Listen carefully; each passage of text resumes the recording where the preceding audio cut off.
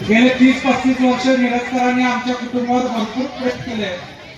म्हणजे आज खरं या दोन बहिणींची ज्या प्रतिक्रिया बघितल्या म्हणजे आवटी कुटुंबाला काय मिळालं असेल तर हे मिळालं। कारण की सर्वसामान्य लोकांच्यात मिसळून त्यांचा आनंद म्हणजे आपला आनंद, त्यांचं दुःख म्हणजे आपलं दुःख। कारण की अनेक महिला नवीन असतील, लग्न होऊन आत्ता आल्या असतील, तर गेल्या 30-35 वर्षापूर्वी ज्यावेळी बापूंनी राजकारणात सुरुवात केली त्यावेळी मॅडम आम्ही शून्यातनं बापूंनी विश्व निर्माण केले। तरी कसली परिस्थिती नसताना अनेक कुटुंबांच्या अडथळे सहन करत बापूंनी आजपर्यंत हा पल्ला गाठला।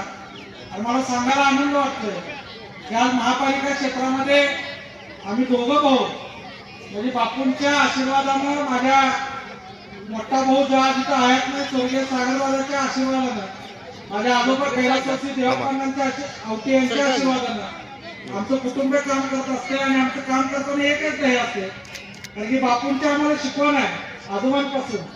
माझ्या आणि संदीपच्या हातून काही चूक झाली की आम्हाला सारखं त्याच्यासाठी ओरडा बसतोय। कारण की घरात एकच शिकवण आहे की आपल्या दारात येणारा माणूस काम होऊ दे न होऊ दे करा, त्यांच्यासोबत नीट बोला, त्यांचे काम करण्याचे तरी तुम्ही प्रयत्न करा।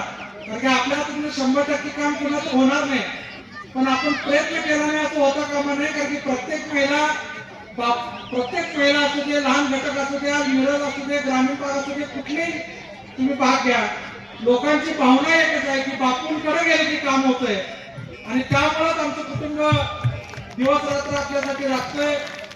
खरं तर हा बापूंच्या वाढदिवसानिमित्त पैठणीचा कार्यक्रम घेतोय, पण येणाऱ्या इलेक्शनला पुन्हा एकदा मी तुमचा आशीर्वाद घेण्यासाठी प्रभाग 4 मधून उभा राहतोय। खरं तर आशीर्वाद मागायची मला संधी तुम्ही देत नाही, कारण की लहान मुलासारखं, आपल्या घरातल्या मुलग्यासारखं तुम्ही मला प्रेम केले। गेले 10 वर्ष एक घरातला मुलगा पुढे जातो या भावनेनं तुम्ही मला नगरसेवक केलं, सभापती केलं।